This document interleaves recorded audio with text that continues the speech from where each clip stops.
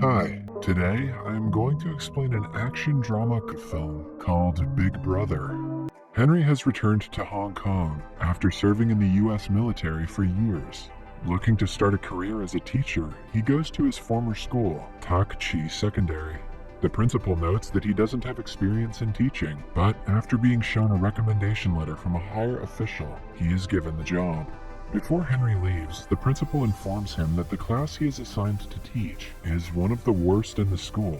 The morning of his first day at school, Henry walks into the class to see that it is in absolute chaos. Some students are sleeping, others are singing, some are playing video games, while a good number of them are cooking ramen on a portable stove. Even after the teacher walks in, they completely ignore him and continue what they are doing. Henry tries to get their attention, but they pretend to not hear him. He gives up on trying to divert their attention and goes around the classroom commenting on the things they are already doing. The students who are cooking are asked to eat less ramen because it contains too much sodium. Henry then approaches a guy named Zufa playing ukulele and helps him with it. Similarly, he warns a gamer kid against the radiation he might receive from staring at the screen all day. Geez, if that's a real thing, then it's too late for all of us anyway.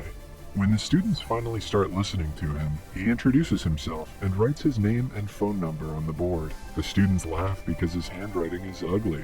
Then, someone from the students calls him and asks him to leave the class, but Henry laughs it off. The kids ignore him yet again and continue with the activities they were doing before his arrival. Having enough of it, Henry uses a rubber band and piece of chalk to trigger the fire sprinkler in the room. The students quickly spread out to keep themselves from getting wet. He finally gets their full attention and officially welcomes them to his class. What the hell? Welcome to my class! After class, a group of 5 lowest-ranking students gathers in the sports supply room to smoke. The leader of the group, Jack, has a crush on an A-grade student from another class. The others find him staring at her picture and make fun of him. The group has a rivalry with the rich and spoiled kids from the school's basketball team. They enter the supply room and mock Jack, as usual, because he is poor. Later, the basketball team is practicing, while Jack and the group watch them from nearby. Jack drops a bottle on the court, which causes the team leader to fall. The group laughs, but is given detention by the school's English teacher, Miss Liang. To avoid detention, they play a prank on her and run away when she is busy cleaning her desk. Elsewhere, the school's principal is distressed because the education board is planning to deduct 20% of their annual funding. The people from the board come to take a tour of the school to inspect where the funds are being used. At the same time, Henry enters the classroom where the students have set up a bucket of water to prank him. But his reflexes work faster than the falling bucket, and he is able to push it away. The students who had been waiting to make fun of him are left shocked. Henry asks for Jack's packet of cigarettes, knowing that he smokes. Jack simply hands him the pack, curious as to what he is about to do. Then, Henry asks Zufa to name the 3 ingredients that are in a cigarette. When he answers the question correctly, he is allowed to skip class for the day. Everyone starts to bang on their desks, demanding that they should get to skip class as well. When they stop, he hands them all a cigarette and asks them to analyze it. Henry knows that if he simply mentions the effect it has on their health, they won't take it seriously. So, instead, he asks them about the outcomes of smoking cigarettes and explains how tar forms in their lungs. For the first time, they pay attention to the teacher and are actually interested in learning. After the bell rings, he asks them to return the cigarettes, and the students reluctantly agree. That day, in the cafeteria, the captain of the basketball team makes one of Jack's friends, Bruce, trip on his leg. This gives rise to an argument between the groups, which soon turns into a fight. They throw food and tables at each other, destroying the place. Later, Henry is informed that 5 students from his class have been temporarily suspended for starting the fight. Henry finds Jack fighting his opponent in the hallway and stops them. On being asked to calm down, Jack accuses the school of being unfair because the rich kids get no punishment. That day, after school, Henry goes through the files of all 5 students to find out more about them. The first guy is named Zufa, the son of a Pakistani immigrant who is always discriminated against because of his race. He is often accused of stealing by the policemen in his neighborhood. Zufa's only wish in his life is to become a musician. The second student is a girl named Danon. She was a disappointment to her father ever since her birth because he always wanted a son. Her entire life, Danon has been trying to gain her father's respect. She even cut her hair to a shorter length and played with cars to pretend to be a boy. Yet her father doesn't care about her, while he treats her younger brother like a prince. Then there are brothers named Bruce and Chris. Their mother ran away with a man when they were only kids, which turned their father into an alcoholic. The brothers only had each other to rely on while growing up. Bruce became obsessed with video games to escape reality, while Chris worked hard in a grocery store to make money for the family.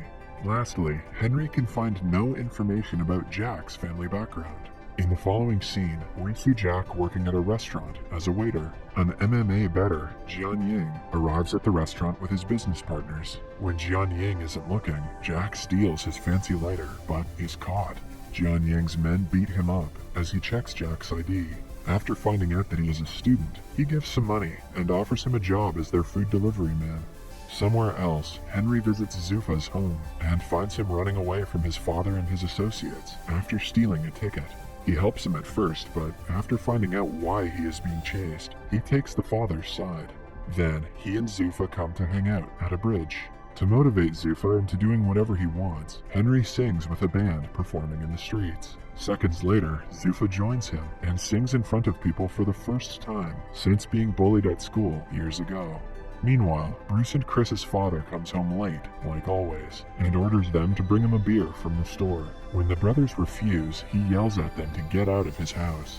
The next day, Henry meets with their father and convinces him to go to rehab for his son's well-being. In the meantime, Dinan's father brings her a bag of makeup products and asks her to act like a girl for once. Dinan is furious at him for always making her feel like she is not good enough. She applies the makeup on her younger brother and sneaks out of the house with the car key. She is about to drive away in her father's car, but is stopped by Henry at the right moment. He tells her that driving without a license is illegal and suggests an alternative. Following that, they go to a go-kart racetrack. Henry also invites her father and makes them race. The father and daughter show no mercy to each other during the race and eventually end up outside the track. Suddenly, Dinan's go-kart is hit by a vehicle, but she manages to dodge it. Unaware of this, her father cries, mourning his daughter's death. Dinan realizes that he does in fact love her and hugs him. The next day at school, Bruce and Chris, along with a group, are sent to a rehabilitation center to interview a recovering alcoholic. They're surprised to see that the person they have to interview is their father. The students ask him how he started to drink. The man answers that he loved his wife dearly, but she left him at the lowest point of his life. Hence, he started to drink and forgot that he had 2 kids to take care of. The man doesn't reveal that Bruce and Chris are his sons, but apologizes to them. By the end of it, the brothers are left crying. Somewhere else, Jack has started to work for the MMA bettor, Jian Ying. He offers Jack a lot of money to drug a fighter's drink in the next game. Jack is reluctant, but is forced into accepting the offer. On the day of the fight, Jian Ying sponsors a fighter, but bets money on his loss. Jack puts drugs in the fighter's drink, but is caught while doing so. Before he can blame Jian Ying, he is beaten up and locked inside a locker. A while later, Henry arrives there and asks the fighters if they have seen his student. The men ask him to return home, but Jack, from inside the locker, yells for help. After finding out he is being trapped, Henry attacks them and overpowers them easily. When the fighters step in, it gets a bit intense, but Henry dodges their attacks efficiently. By the end of it, he knocks out their best fighter, who was supposed to compete in a few minutes. In the following scene, they are at a hospital where Henry gets treated for his wounds. Jack tries to reveal the truth about Jian Ying, but is made to shut up. The news makes it to the television, and Henry starts being known as the man who beat up a professional fighter to save his student.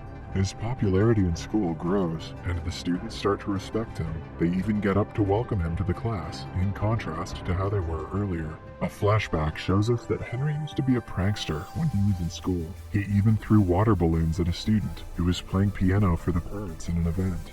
Later, he fought the same student and broke his hand. He was suspended for the fight, after which he had to fly to the States. Starting that day, the students pay attention when Henry teaches in class and study hard for the upcoming college entrance test. Everyone is doing great, except Bruce, who has grown addicted to pills. It turns out that while Charlie turned to video games to avoid his family's problem, Bruce started doing drugs. Because he is unfocused, he does very badly in the mock entrance test. Henry promises to help him, but Bruce grows more depressed with time. Eventually, he jumps off the balcony of his house. He is rushed to the hospital and goes into a coma. The media twists the news and blames it on the school and Henry for what Bruce did. The officials from the education board interview Henry and decide to revoke his teaching license. When he packs his things and leaves the school, the students chase him, asking him to stay. They are heartbroken by his absence, but they know that they should ace their upcoming test to make him proud. From that day on, they study twice as hard to prove to the board that Henry is a good teacher. On the day of the test, Jack, along with all of his classmates, get a text from Henry asking them to meet in the school an hour before the exam. When the students gather, they find out that it was Jianying's trick to keep them confined in the school so they won't make it to the examination hall in time. He is doing this to teach Henry a lesson. A while later, Henry arrives at school and finds out about Jianying's plan. He lets the students free and fights all of Jianying's people to stop them from harming the children. They escape and quickly make their way to the examination hall, while Henry fights Jianying. While they are fighting one-on-one, Jianying reveals that he was the guy who Henry had thrown water balloons at when he was little. It turns out that ever since Henry broke his arm, he wasn't able to compete in a big music competition. Ever since the incident, he hasn't touched a piano and blames Henry for ruining his dream. Henry tries to reason with him but is attacked yet again. They struggle to get a hold of a knife. At last, Henry gets in a chase to kill him, but doesn't do it. He asks for forgiveness for what he did when he was little and walks away. The students reach the examination hall at the right time and complete the test. Cut to a few weeks later, they all pass with flying colors. Jianying starts to play the piano again, but has a lot to practice before he gets as good as he used to be. Bruce recovers quickly and promises to attend the next year's entrance test. The principal is also delighted because the board decides to give them a 20% bonus fund because their students did very well in the entrance test. Henry returns to teaching and does the fire sprinkler trick on another batch of students. Subscribe for more videos like this, turn on notifications, and leave a like to help the channel out. Thank you for watching.